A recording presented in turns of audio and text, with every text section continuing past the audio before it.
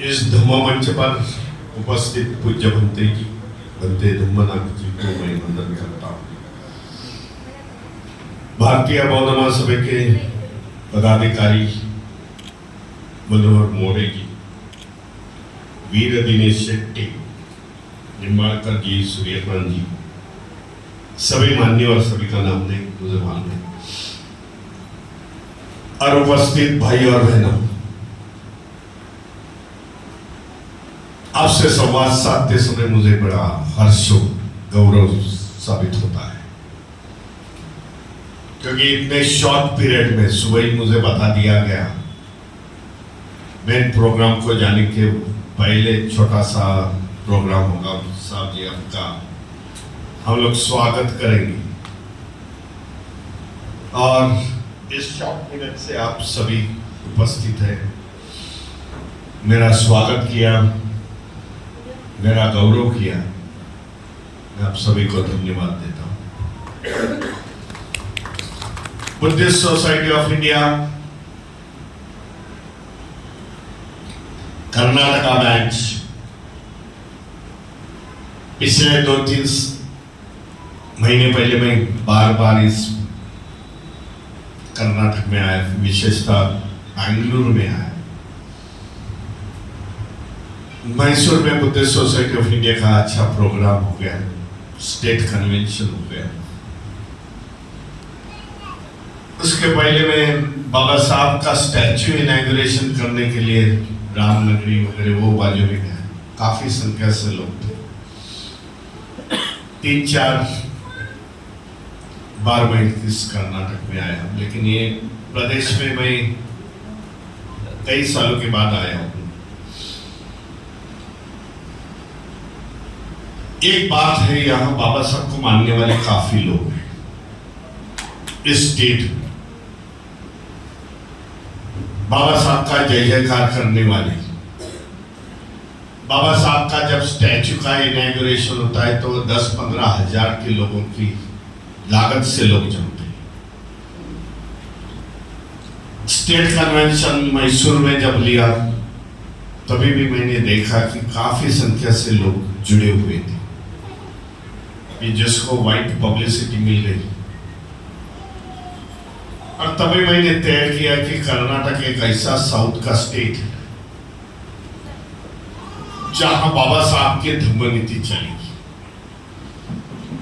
Proper guidance की इन लोग को गरज है, जरूरत है, मैं समझता हूं।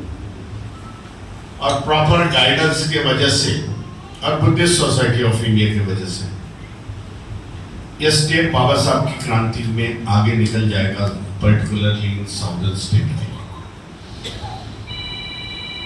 इसी कारण आज का जो मेन प्रोग्राम है वो बाबा साहब की जयंती का प्रोग्राम है। 80 किलोमीटर से यहाँ से है, लेकिन जो बताया गया है यहाँ, मेरा तो अक्सर रहा है भाई,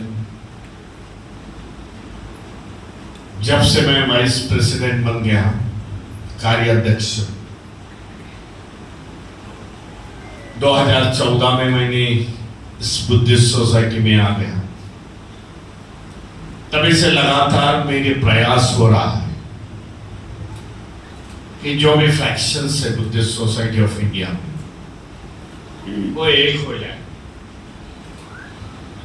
और एक ढंग से, एक मार्ग से हम लोग बुद्धिस्ट सोसाइटी ऑफ इंडिया लेके चलें।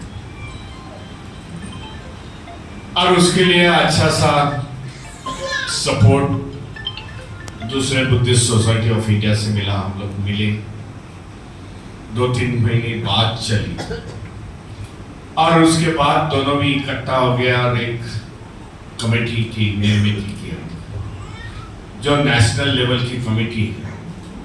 7 ट्रस्टीज है इस बुद्धिस्ट सोसाइटी ऑफ इंडिया में, जो बाबा साहब के टाइम में थे। बाबा साहब के बाद जो जजमेंट आ गया चैरिटी कमिश्नर का, 7 ट्रस्टीज, उस हिसाब से हम लोग चल रहे हैं। मुझे कोई पद की लालसा नहीं थी, पहली बात। मीराबाई अंबेडकर जी ने काफी समय इस देश में घूम घूम के बुद्धिस्ट सोसाइटी ऑफ इंडिया खड़ी कर दी, और मेरा भी प्रयास है कि उससे और ज्यादा बढ़त लेने के लिए कुछ मेरे से ज्यादा कंट्रीब्यूशन होता है तो मैं अच्छा समझता हूँ। महीने में मैं करीब करीब 20 एक दिन तो बाहर रहता हूँ। आज मैं यहाँ 30 तारीख को मुंबई में बैठूंगा, 1 तारीख को मैं दिल्ली हरियाणा पंजाब निकल जाऊंगा, और फिर से 3 तारीख को वर्षावास के लिए आ जाऊंगा बम्बई में। देख रहा हूं कि परिवर्तन समाज में ज्यादा है। परिवर्तन में धार्मिक परिवर्तन, विचारों का परिवर्तन मैं देख रहा हूं इस देश में, क्योंकि जो लोग वंचित है, शेड्यूल कास्ट, शेड्यूल ट्राइब है, बाबा साहब को मानने वाले हैं, वो लोगों में परिवर्तन देख रहा है कि अभी वो सोचते हैं कि पाखंडवाद में, अंधश्रद्धा में रहने से वजह से हम लोग क्यों नहीं बाबा साहब की आखिरी क्रांति, जो धम्म की क्रांति बाबा साहब ने की है, उसमें जाए। और हम लोग भी बात रखते हैं भाई, जो भी कुछ मिला है आपको, कर्नाटक की बात नहीं करता हूँ, देश भर के लोगों की बात करता हूँ भाई, जो भी मिला है वो बाबा साहब के वजह से मिला है, वो भी ध्यान में रखो। इसके लिए आपकी जवाबदारी रहती है कि बाबा साहब के धम्म क्रांति के साथ चलो। कुछ लोग हमारे हैं कि बाबा साहब की राजनीति खाली जानते हैं, धम्म क्रांति को जानते नहीं। मैं समझता हूं वो बाबा साहब से कुछ अलग सा विचार करते हैं, बाबा साहब को उतने मानने वाले नहीं। ये कहे धम्म क्रांति हमारी क्रांति का बेस है, फाउंडेशन है। जब हम बौद्ध बन जाएंगे, बौद्धों की संख्या बढ़ जाएगी, बौद्धों का संघ जब बाहर आ जाएगा, जो संघ की कल्पना भगवान गौतम बुद्ध ने उस समय निकाली, संघ के माध्यम से हम बौद्ध बन जाएंगे, तो आने वाले समय में हम लोग सामाजिक क्रांति, बाबा साहब की राजनीतिक क्रांति, बाबा साहब की शैक्षणिक क्रांति हम लोग आगे लेके जाएंगे। हम गलत रास्ते से निकले, ये अब पहला जानना पड़ेगा, सोचना पड़ेगा, क्योंकि हम लोग ने ज्यादा राजनीति को ज्यादा महत्वपूर्ण लिया, और बाद में बाबा साहब के आज हम धम्म क्रांति के साथ खड़े हैं। जो बीती हुई गलतियां हैं वो सुधारने का हम लोग का प्रयास है, मैं समझता हूं। इसके लिए बौद्ध का संगठन, बौद्धों का संगठन, भारतीय बौद्ध महासभा पूरे देश भर में फैलाने का मैं प्रयत्न करता हूं। आज गुजरात में जो भारतीय बौद्ध महासभा इस समय नहीं थी, 10 साल गुजरात ऐसा प्रदेश था कि वहां अंबेडकर मूवमेंट भी नहीं थी, लेकिन गुजरात में अभी अच्छा सा जोर लिया है। गुजरात की जनता अभी जाग उठी है। बीच में उन लोगों ने धम्मचक्र परिवर्तन के दिन 50,000 लोगों ने धर्म परिवर्तित किया। मैं भी अभी 1 महीना पहले गुजरात में था, और गुजरात में बौद्ध विहारों का निर्माण उन लोगों ने शुरुआत की। धम्म की बात कर रहे वो लोग, जो 10 साल पहले मैं देखता था कुछ भी नहीं गुजरात में था। बाबा साहब को जहां से निकाल दिया, बड़ौदा के गेस्ट हाउस से, बाबा साहब जब बड़ौदा के सर्विस में गए थे महाराजा के, आज 23 सितंबर में लाखों की संख्या से लोग आते। मैं भी उसका गवाह हूँ। 15 साल पहले मैंने देखा था, मैं जब प्रोग्राम में वहां गया था, 2014 की बात कर रहा हूँ, तब कुछ 500-600 लोगों में मैंने प्रोग्राम लिया। आज लाखों की संख्या से लोग आए। एक है, लोगों को पता चला कि धम्म की क्रांति के साथ, बाबा साहब के धम्म की क्रांति के साथ जाना पड़ेगा। हम अभी शेड्यूल कास्ट नहीं हैं, हम अछूत नहीं हैं, तो हम बुद्धिस्ट है, उसका बौद्ध धम्म का विचार सरणी है जो भगवान बुद्ध ने दी, जो विचार सरणी पूरे दुनिया ने आज अडॉप्ट कर दी है, देश में देखा जाए तो आज 18 कंट्री है जिनका धर्म बौद्ध बुद्धिस्ट, राज धर्म उन लोग का बुद्धिस्ट है।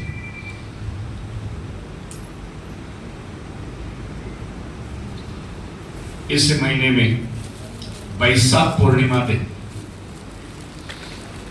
दुनिया के सभी देश आते हैं बैंकॉक में, जिसमें मैं भी हाजिर था 1 तारीख को।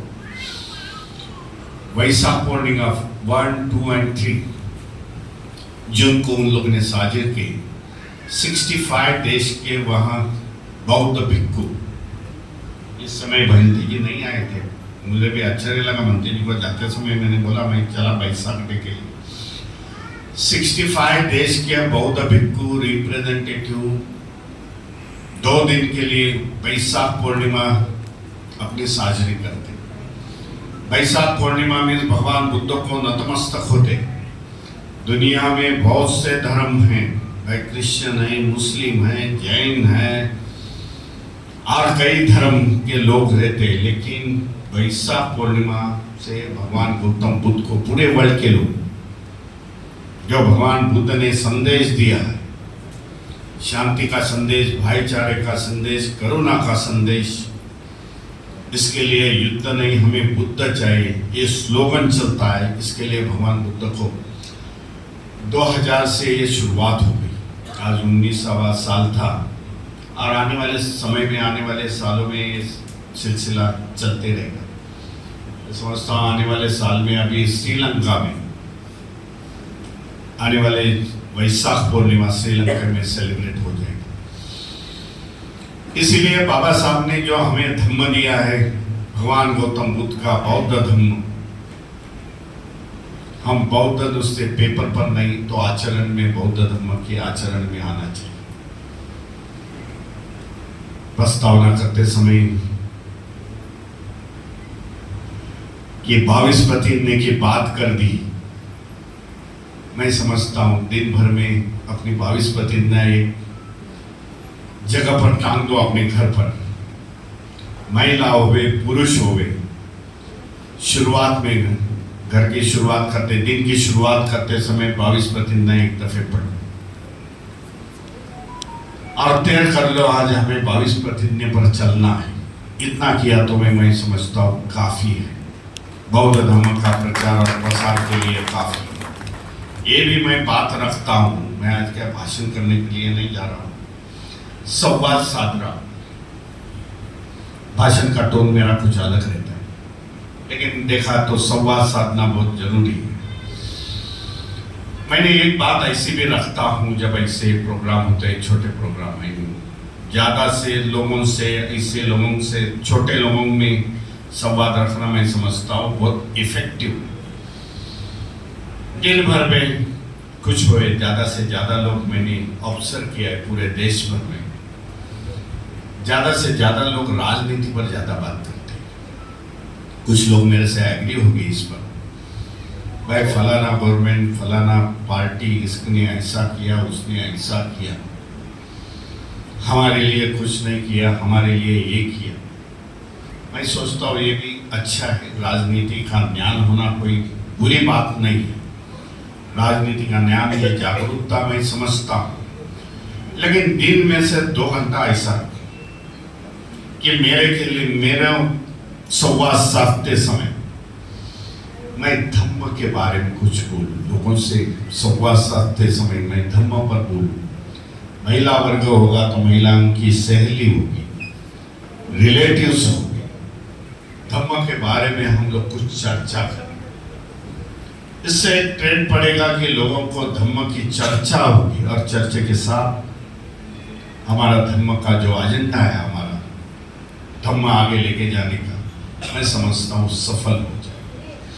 सामने संघ बैठा है, उनको भी मैं बोलता हूँ, सामने संघ बैठने के बाद आखिरी में समारोह पर मैं जाता हूँ, तब उनको वही बात करता हूँ, आज से तुम्हारा जीवन निकल जाएगा, लेकिन जीवन निकल जाने के साथ धर्म पर बात करो। और कुछ 2-3 घंटे समय के, 12 घंटे से 2-3 घंटे हमें बौद्ध धर्म का प्रचार और बुद्धिस्ट सोसाइटी ऑफ इंडिया का प्रचार करने में लगा दो। क्योंकि आप ही लोग हैं कि आने वाले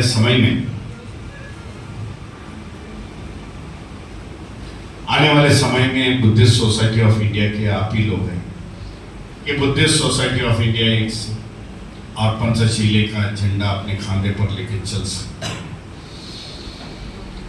इस तरीके का हमारा रोड मैप होगा।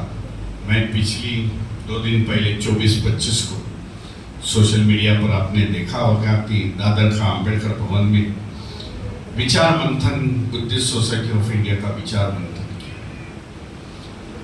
हमें किस तरीके से जाना है ये विचार मंथन। पहला भंते जी का 24 तारीख को बुद्धिस्ट सोसाइटी ऑफ इंडिया के भंते